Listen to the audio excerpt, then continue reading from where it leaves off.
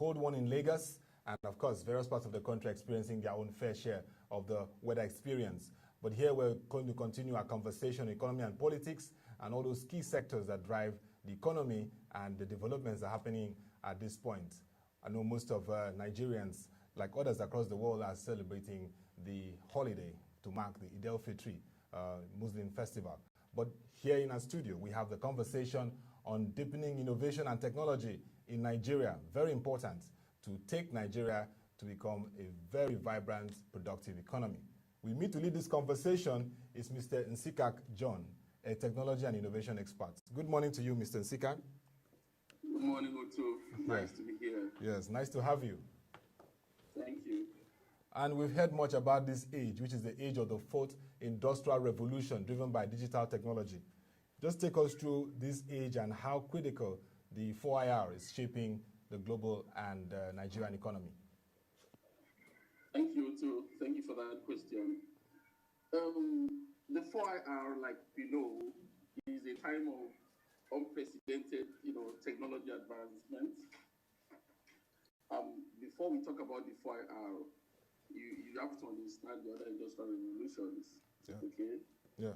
Starting from the coal, when mechanization, and then of course the electrical. That was the second one, and then the third one we call the .com era.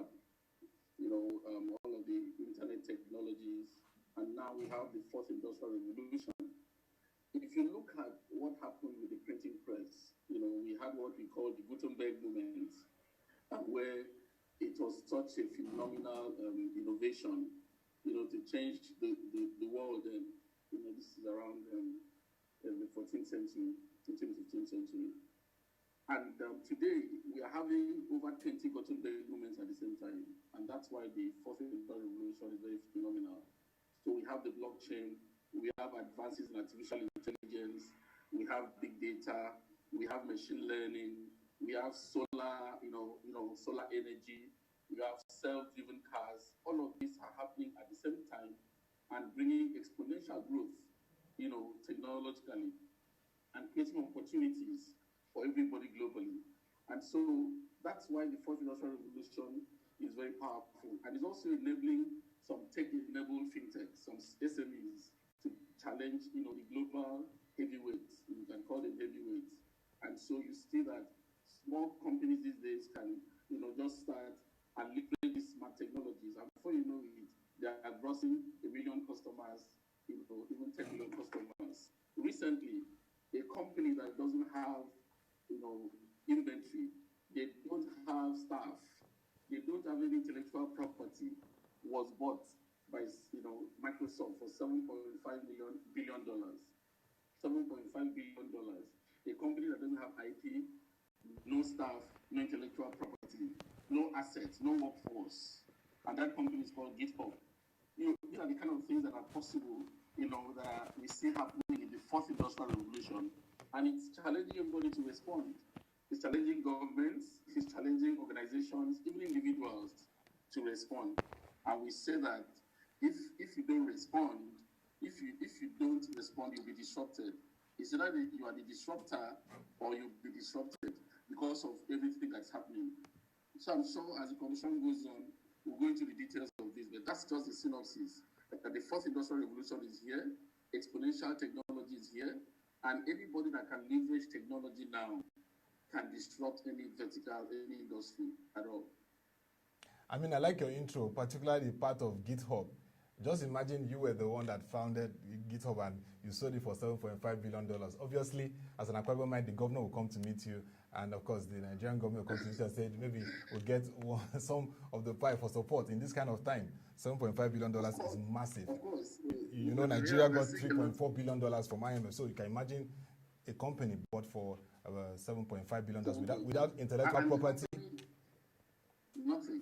They don't have anything. So we see that even governments, so these days we are talking to different state governments with the lean allocation coming from the federal capital. They are looking at creative ways to boost the economy. Yeah. And so we are engaging with them in terms of capacity building, working with especially the youth, to build capacity so that this youth can also leverage this new technology and create ventures.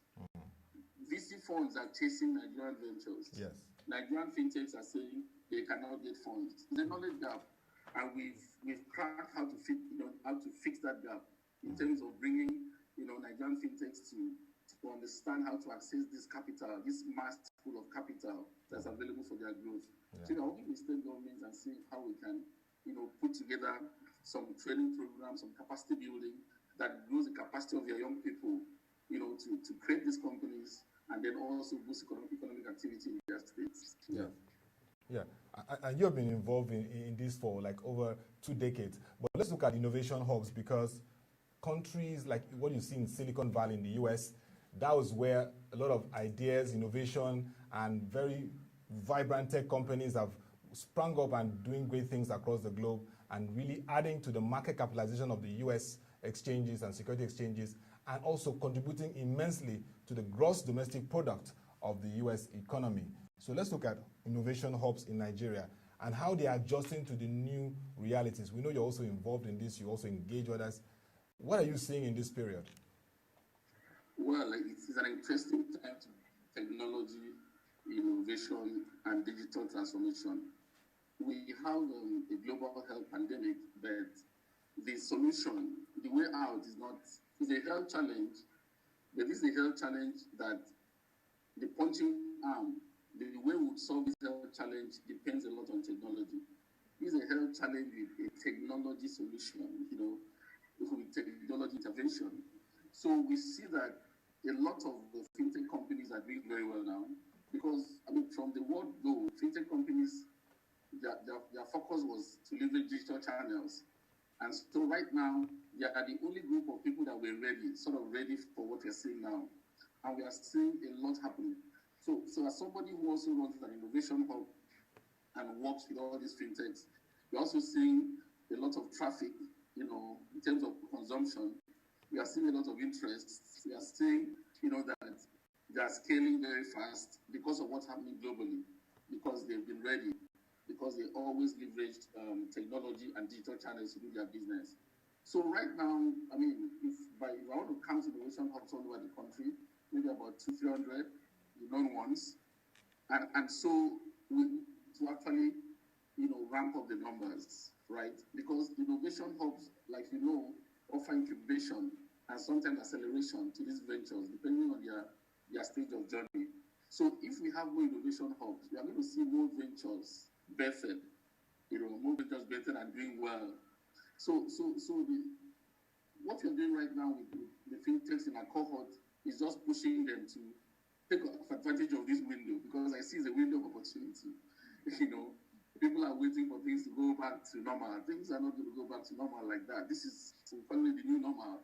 And so we are pushing them to take advantage of this window, and ramp up their businesses, and even begin to work with the established corporates to take them by the hand into how to leverage digital technologies to drive their business. So we don't have that kind of innovation hub that is like the one we can call the Silicon Valley of Nigeria. A lot of things happen in Java. There's some very big names like CC Hub and the likes who are doing very well. There has to be, more capacity, right? Nigerian VCs have to also come to funding Nigerian ventures so that we can reverse the trend of, capital venture flight.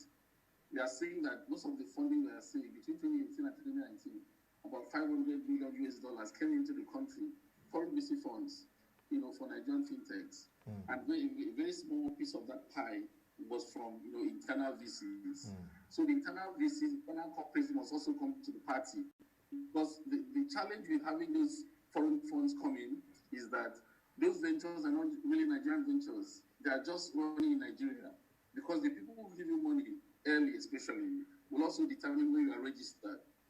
And so if you wanted to exit, because every investor wants to know how he will exit. So if the company grows to a further stage of investment and is going to list on the stock exchange to exit, it might not come to the Nigerian stock exchange. They might be looking at listing elsewhere, because it is the early stage investors that will determine where they list.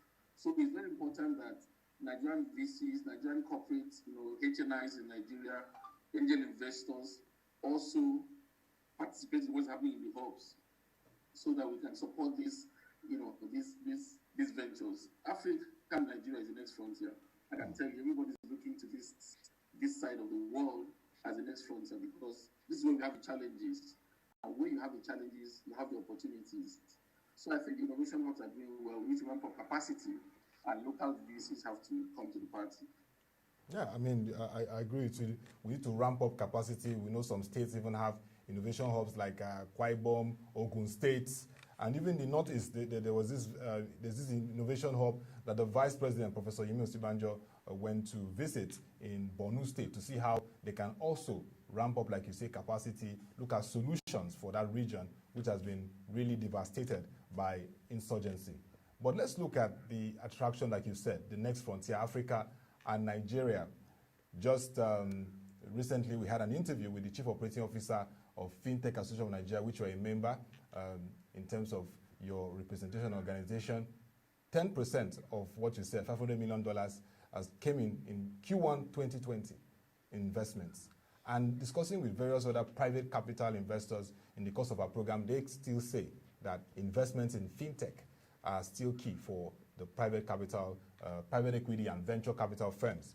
But apart from fintech, what other space are we going to see more investments in the technology area in Nigeria? Yeah. So when we say fintechs, right, I personally use it loosely.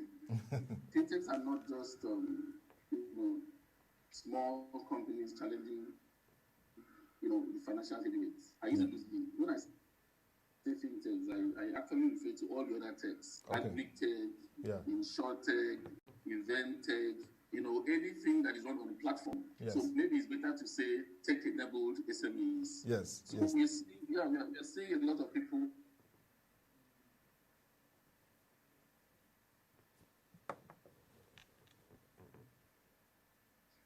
Sorry about that. Yes, you can go on. We are seeing a lot of traction in anything that is tech-enabled. Of course, we are seeing payments will always make money. All right, if you are coming to fintech, you are coming to tech and you didn't know what to do, the advice you get to go to payments. But we are seeing a lot of traction in agri and anything that anybody is doing. And then, of course, there's a lot of traction in training, right? Yeah. And capacity building. We are seeing, and then, of course, because of the time we are in, we're also seeing traction in health tech, all right? People who are offering any kind of, technology-enabled health solutions is also a place where we are seeing a lot of traction. Like I said, is a health issue, is a health challenge. So we are seeing that there's a health challenge that is begging for technology-enabled solutions. I tell you something too. One of the challenges I see with the way we are responding, even as a country, is that we are not leveraging data. We are not leveraging technology enough. I received an SMS on my phone this morning from NCDC, and they are saying, and I received those messages, and they are saying, sometimes they are saying, call this emergency line. That's a call to action. Another time they are saying, go to this website, and you can call that emergency line for 2-3 days, and you won't get through because of the sheer traffic of people calling. And then secondly, you are saying that people should go to a website. 80% of Nigerians, out of the about 120 million phone carriers, 80% are carrying feature phones. They can't go to websites. So when you prioritize the outbound messaging, I'm sorry, I'm just going into this. If you prioritize outbound messaging, instead of inbound, the disease is not with NCDC. Yeah. The disease is not with the government. It's with the people. So the priority should be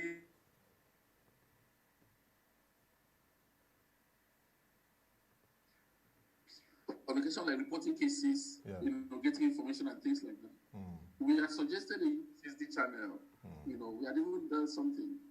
The USSD channel, USSD is very good, it's very strong, especially for monitoring traffic, communication. Yeah. So I see that, yes, back to your question, there's a lot of traction in health tech, agri-tech, and of course fintech. But I just wanted to point out that right now the communication is a gap. And we need to look at smarter ways to communicate so that we can actually have an empirical, a data-driven response to the pandemic, especially in Nigeria. I agree with you, Mr. Nsikak, because even the president of Ghana, Mr. Nana Akufo-Addo, talked about data driving their response and approach to the pandemic, and even the Prime Minister of the United Kingdom, who recovered from COVID-19 infection, talking about the fact that the approach to even reopening the economy will be driven by science, data, and public health. So yes, leveraging data would be very important. And I like the aspect of the outbound messaging or calls, because it's very important to reach out, and that has to do with strategy. There are definitely more ideas and support for the NCDC is needed by tech experts like you. So maybe if you push that across, I think they will be very receptive with what you're doing. Even the USSD channel is very important because it cuts across down to rural areas. People can use that USSD channel and even engage the NCDC, which is very important. But at this time, Nsika, I'd like to understand, in terms of the Ministry of Communications, with the Digital Economy Ministry, what should you be seeing them doing more this period? Because, take for example, in Ghana, there was meetings with telco companies to see what they can do to really support the process. What can they really do more in this period to really enable technology, data, really support post-pandemic economy and really unlock opportunities for our tech firms? Okay, you mean in terms of the Ministry of Digital Economy? Yes, because this is an age of digital economy. Like you said, we have an opportunity to leverage this and unlock opportunities and even lift millions of people from poverty, which is currently at 40.1% according to National Bureau of Statistics. Yes. Well, unfortunately, personally, since that ministry was created, I'm not really seeing impact. Maybe they're working, under the radar. They are not really seeing, substantial impact because we expect a lot from that ministry. For instance, Otto, you know that, like I said in the beginning, because of technology and the way technology grows, we human beings are linear. Yeah. We understand organic growth. So we move from 1 to 2 to 3 to 4 like that. The technology tools are exponential. They don't grow linearly. They grow exponentially. And so any organization, be it government or private or individual, that can intercept the growth curve and leverage the technology tool also becomes exponential in growth. So we see that for government now, especially for a place like the Ministry of Digital Economy, what is facing them is what I'll call exponential obligations. Exponential obligations, I'm calling it opportunities. Obligations because they have to come to the point where they need to enable and provide a framework for the economy and for the people of Nigeria to benefit from what's happening exponentially all over the world. And so at a time like this, I would expect that there should be a national short code, right? Maybe a 3-digit short code. Maybe 111 or 112 or 115 or 119. Can you imagine that we don't have a national short code for COVID-19? There should be a national code so that if you want to send an SMS or if you want to dial it as USSD, you just dial the code. Let's say it's 119. It's a 119 hash. You see the options. Report a case, right? If you say report a case, are you reporting yourself or somebody else? And they provide your details. Your phone number is there by default, your location, and at the back end, this is routed to the nearest person close to you as a response. Yeah. So that we will know even how many people are trying to report, how many people are trying to get tested. Right now, we don't know whether this thing is going up or going down because we are just ramping up testing. But with this kind of statistics and this kind of, national response powered by the Ministry of Digital Economy, we would know because you see the number of people who are saying, I want to be tested, I want to be tested, I want to be tested. You can even have another menu item that says get information. You can deploy surveys, right? And because USSD is available to even feature phones, you can reach a large number. On that national short code, for instance, if it's 119, you can even have an IVR message, right, for the lower end of the people because it's voice you can use to reach a lot of your educated people. So when you dial it, you have an IVR that's just talking to you in different languages, taking information and educating you. And this is something that should be powered by the Ministry of Digital Economy. So it's actually a time for the government to come to the party. I know that government regulates for safety, for instance, right? Regulation always looks at safety. They don't look at capacity. And so if you are going to have a technology or an opportunity that will enhance 10 million people, that will hurt 200 people, the government will lead to the side of protecting 200 people than empowering, 200 million people. So I feel that, like I said, there are exponential obligations facing government, facing ministries. The Ministry of Digital Economy should work with NCC, work with NCDC, Ministry of Health, and have Ministry of Health, and have a coordinated approach, especially to this COVID-19 response. Apart from the pandemic, the Ministry of Digital Economy should also go into other things. We can have, I don't know, if you ask me that, what is one thing that we need in this country that will really explode, our potential? I'll say it's data. We can have some kind of government intervention that makes data available to at least certain categories of people. Because everybody has ideas, everybody has businesses. They still need to buy data. And for people who are just starting, for young people, data is very expensive. We should have some government intervention to make data available at least to certain people, just to spur up, their creativity and innovation and support their growth. There are a couple of things that ministry can do. The ministry should even have a data stack, right, of how many innovation hubs we have, the fintech companies who are looking for support, and then they can even provide a platform where they can say, okay, this is government support, a certain percentage, and then if private people want to support, they can also come in like a crowdfunding platform where government is saying, we are supporting these ventures with this 25% of what they need. And then we are mobilizing, we are scoring up private capital raise for them at about 75%. We need, the Nigerian young people are very creative. I look at all these things they do, intervention, come and submit ideas, you win and the rest. And when those ideas are submitted, we have 500,000 ideas. Only a small pie of that benefits from the intervention. And the idea owners go back and they dump those ideas and they feel that, okay, this one did not work, and they go to the next idea.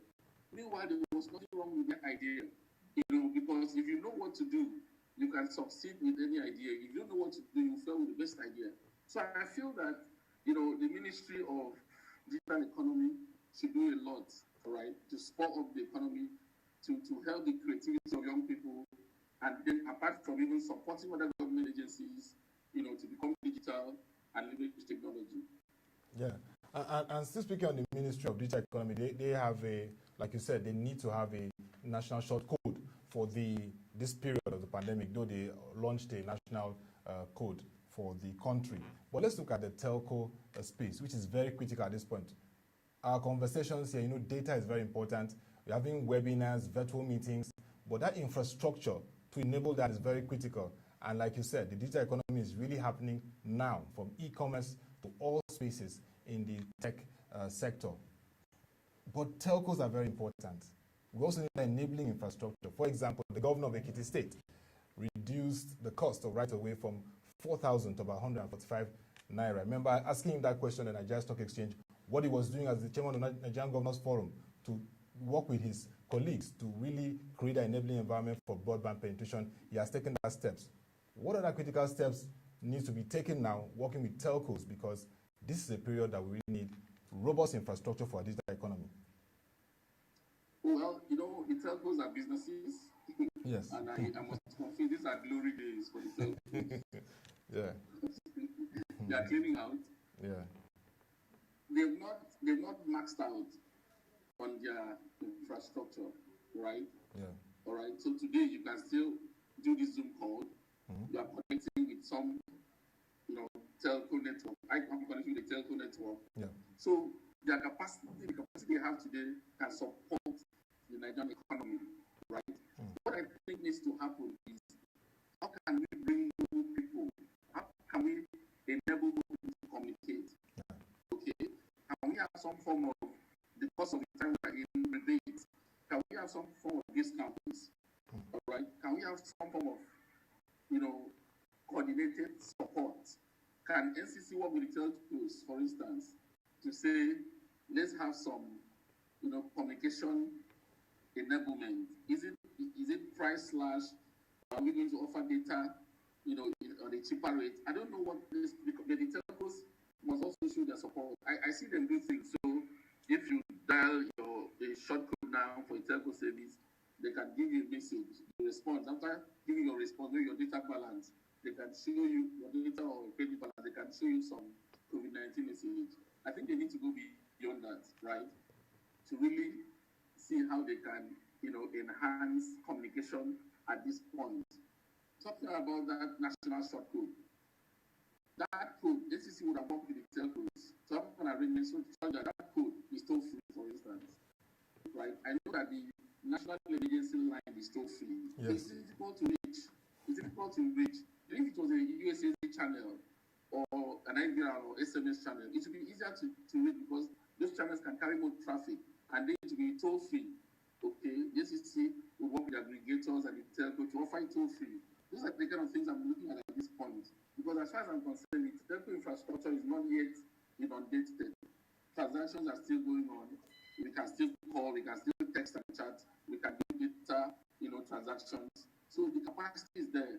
It is just for us to see how we can galvanize the telcos, maybe from a regulatory point of view, maybe from an NCC point of view, to see if they can do a bit more just to support Nigerians at this point. And talking about the Ekiti State, that was very innovative and it's very forward-thinking, to provide a cheaper option for right of way so that we can have fiber and connectivity pass through the state easily. I hope the other governors will regulate it because we need, the more connected we are, the more enabled we are. Yeah. Okay, what are the opportunities for the software industry? Because, when you look at software, look at billionaires globally like Mr. Bill Gates and his associates. You also understand that industry. What are the opportunities for this industry at this time? So people are going to be looking to leverage digital at this point, right? And so if you want to leverage digital, you need some software development, okay? You will need to automate, as it were. So this is also an interesting time for software developers. You can imagine people who do software for schools, school management systems, for remote teaching, they are inundated right now because every school, needs to teach their students remotely, and they will need those software. So this is a time of massive opportunity for software developers. There's not just software developers, it's for the entire tech ecosystem, all right? Yeah. Because, you need to build software, there has to be connectivity, and then there has to be integration and things like that. So there's a massive opportunity for software developers, there's a massive opportunity for guys in the software development industry. I've had several people reach out to me to say they're looking at remote developers, all right? This is a time where you can sit down in Nigeria and you're working for about 3 companies in Europe or the US if you are a good developer. I've had several people call me to say they're looking for full-stack developers for different software projects. So it's a good time to be a software developer, and there's massive opportunity in that industry. And I hope that the people who train software developers can actually ramp up the capacity, to groom and train more developers, because we actually need more developers at this time. Yeah.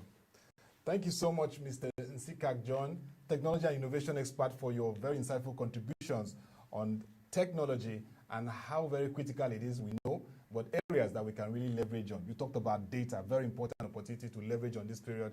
You talked about national codes, for emergency periods like the pandemic, working with telcos and other key stakeholders, and also the need for the Ministry of Digital Economy to really, we know they're working, but really comfort and carry all stakeholders along and really create that enabler. And yes, you commended the governor of Ekiti State, Dr. John Kayode-Fayemi, who's the chairman of the Nigerian Governors Forum, for that broadband right-of-way reduction, and hope that other governors will follow that way, and then we can have this infrastructure across the states where we can have a digital backbone that drives the economy. Thank you so much, Mr. Nsikak John, Technology and Innovation Expert, for your very nice contributions. And we're going to have more of you conversing about this economy in subsequent editions. Thank you.